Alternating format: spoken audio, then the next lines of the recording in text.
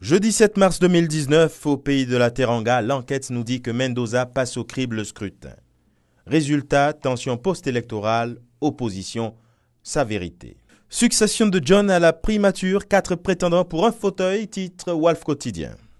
Quant au Sud Quotidien, deuxième et dernier mandat pour le leader de Benno-Bokk Yakaar, Macky en roue libre. Environnement en manchette du soleil, la grande Niayes de Pikine, bientôt réserve urbaine naturelle. Au Burkina Faso, mouvement d'humeur à la police nationale, l'UNAPOL rejette toute implication selon le gouvernement, c'est à lire avec Sidoya, quand le pays, lui, parle de la journée internationale de la femme où l'opposition politique se livre à une chasse aux sorcières. Demain, journée internationale de la femme, titre l'Express du Faso, pour rebondir sur cette actualité.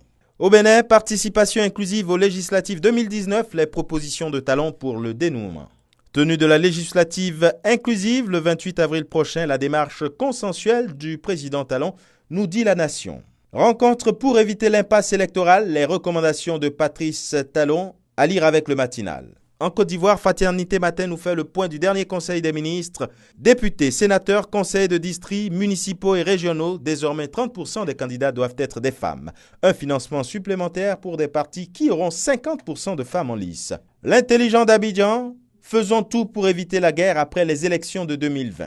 La journaliste Anne Wouloto donne le pouvoir aux femmes et fixe le cap. Le sursaut. Depuis Yamoussoukro, Bédié déchire le pacte avec Alassane Ouattara. Il n'y a plus de Alain-Nissan. Togo Matin s'intéresse à l'inclusion financière au Gabon. Le Gabon s'inspire du modèle togolais, se réjouit le journal. Et puis enfin, au Maroc, Son Altesse Royale préside la signature de 2 conventions bilatérales de l'association avec l'Office national de l'électricité et de l'eau potable et l'Agence nationale de promotion de l'emploi et des compétences. Son Altesse Royale, la princesse Lala Meriem, préside à Rabat la célébration des 50 ans de Al-Manar, association des personnes handicapées mentales. Et ce sera tout pour aujourd'hui. À demain pour la Journée internationale des femmes.